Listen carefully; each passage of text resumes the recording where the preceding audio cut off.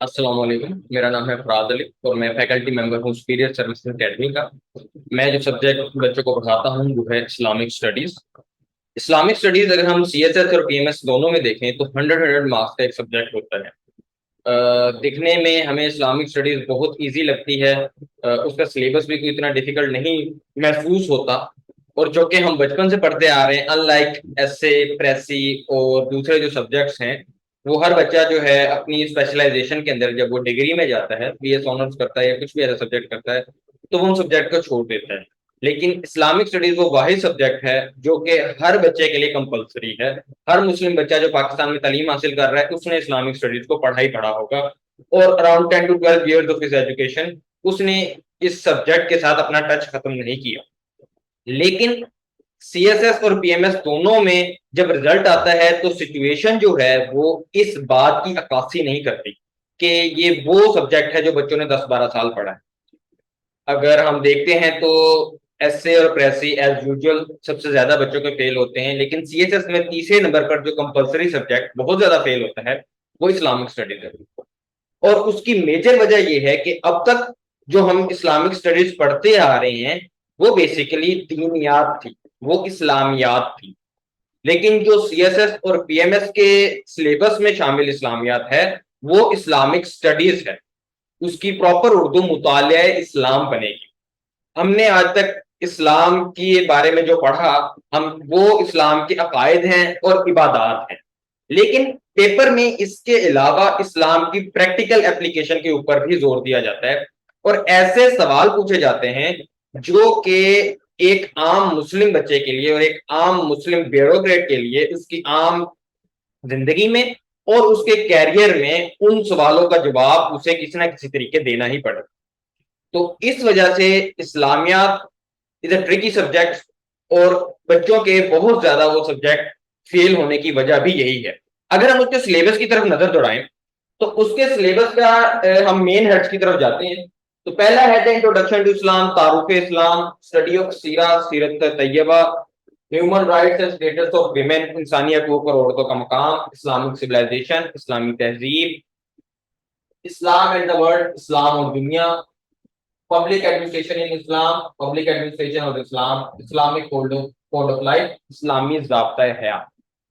اب تک جو ایچ ای سی نے سلیبس دیا ہوا ہے یونیورسٹیز کو، جو پنجاب ایجوکیشن فاؤنڈیشن نے ہمارے بورڈز کو سلیبس دیا ہوا ہے، اس میں جو اسلامیات کا پارٹ ہے وہ صرف یہ دو ہیڈز ہے، اور یہ بھی پورا نہیں ہے، جو یعنی کہ ہم نے آج تک جو اسلامیات پڑھی ہے وہ بیسیکلی تعارف اسلام ہے، وہ بیسیکلی تھیولوجی آف اسلام ہے، it is not the practical application of اسلام۔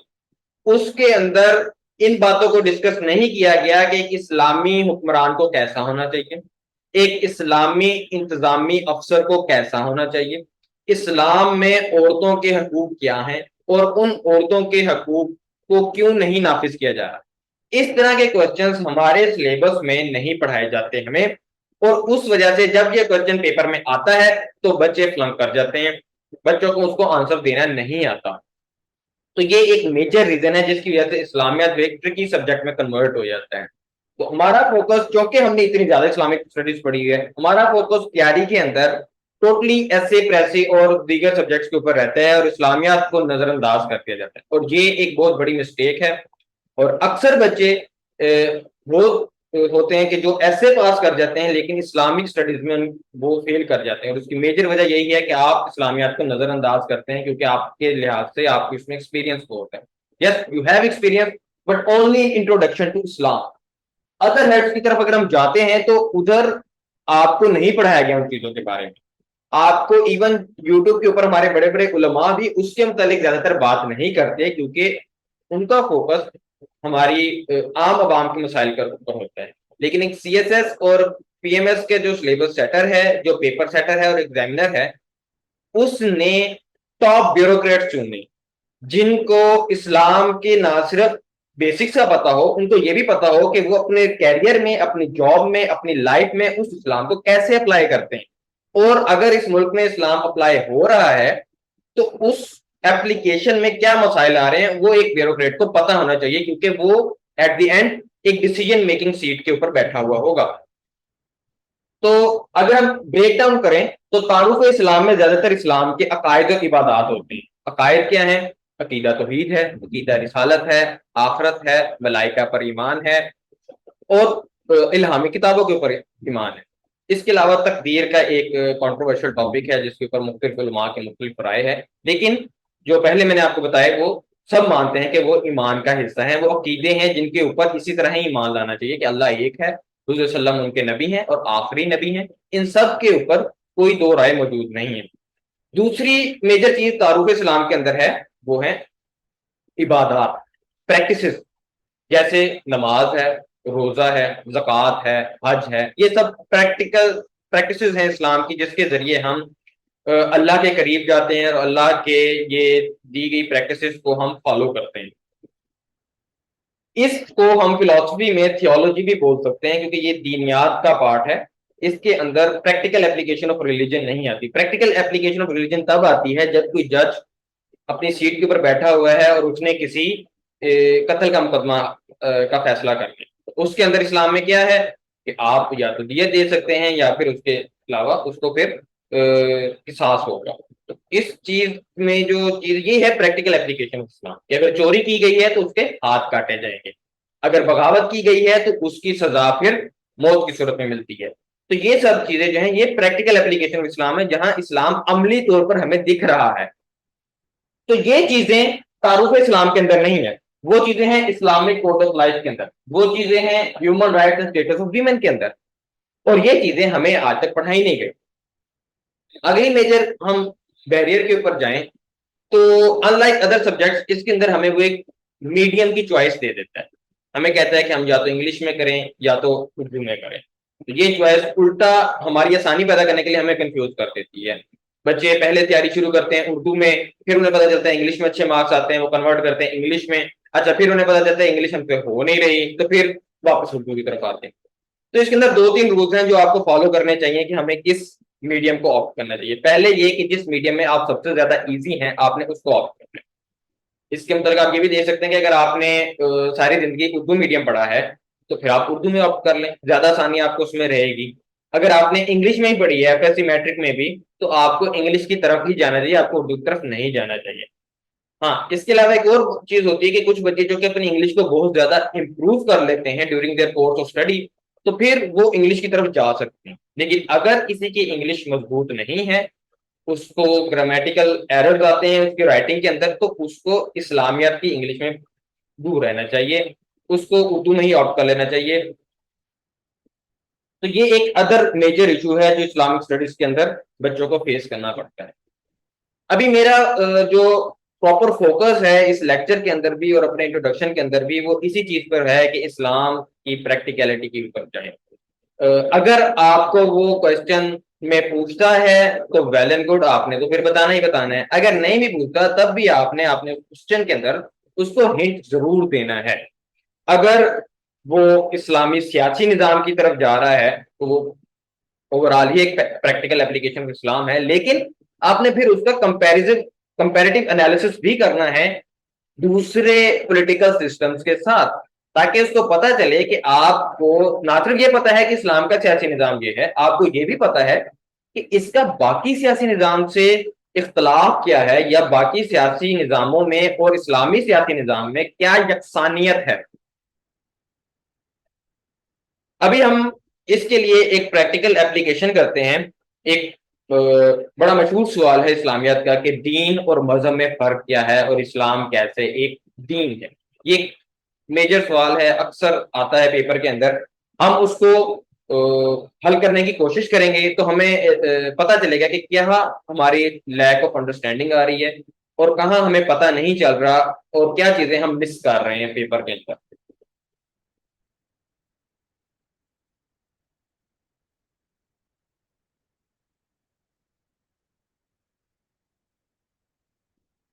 دین اور مذہب میں فرق کیا ہے؟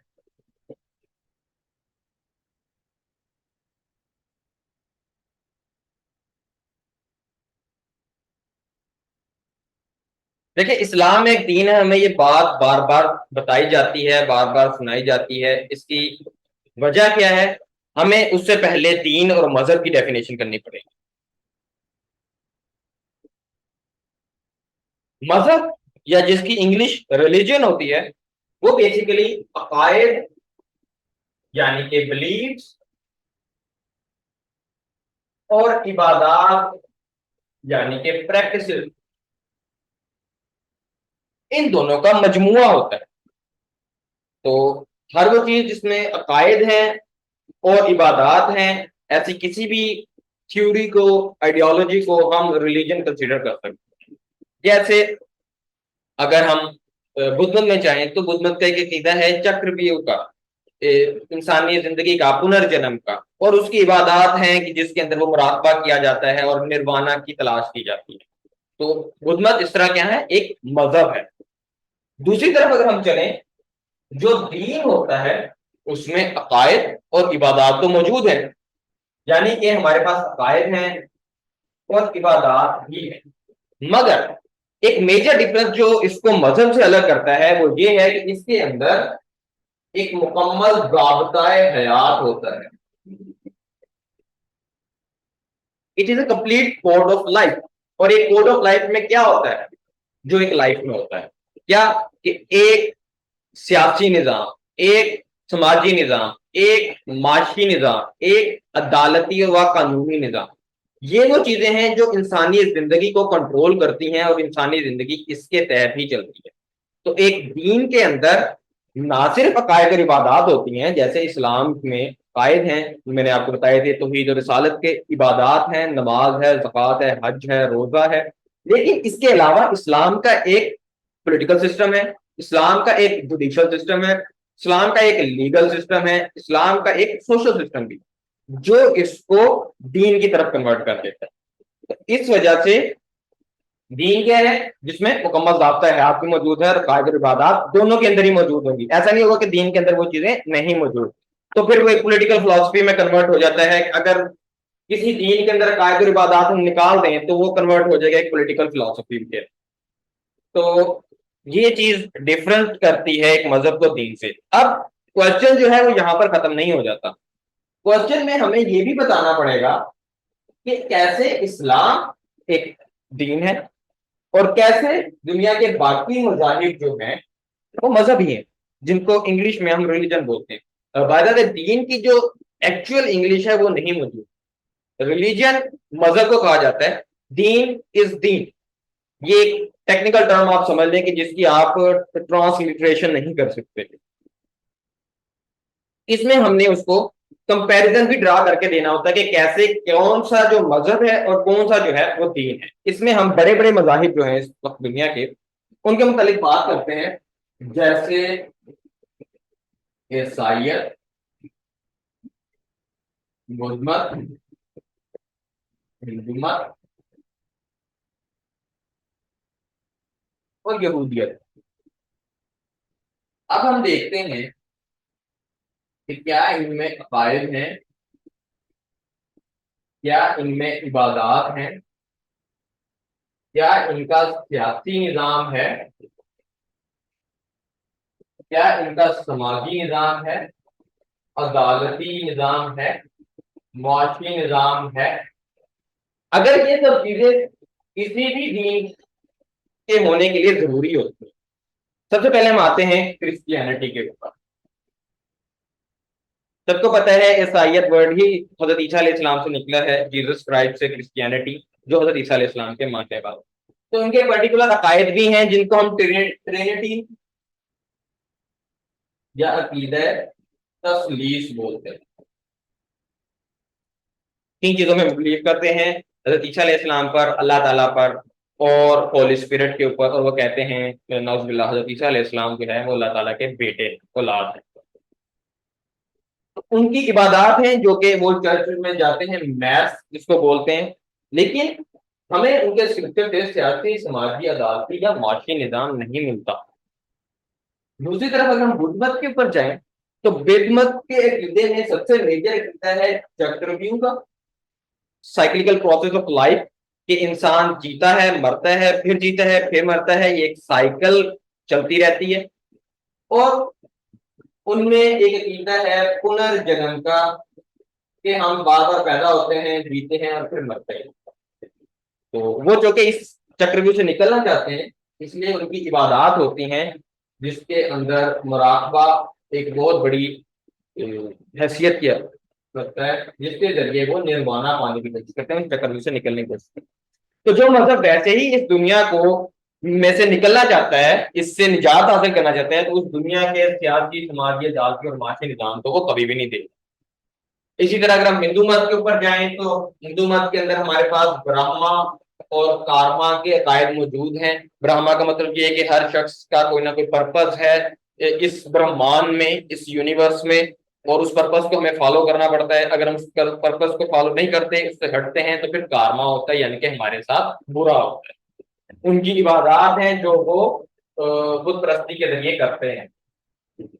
لیکن ان کا ہمیں کوئی سیاسی نظام نہیں ملتا، البتہ ان کا سماجی نظام موجود ہے جو کہ ذات پات کا نظام ہے. اور ذات پات کا نظام ان کے عقیدے برہما کے اوپر بیس کرتا ہے کہ جو دنیا کا آنے کا مقصد ہے، جو بھی کسی شخص کا کوئی پرپس ہے، برہما ہے، اس کو فالو کیا جائے.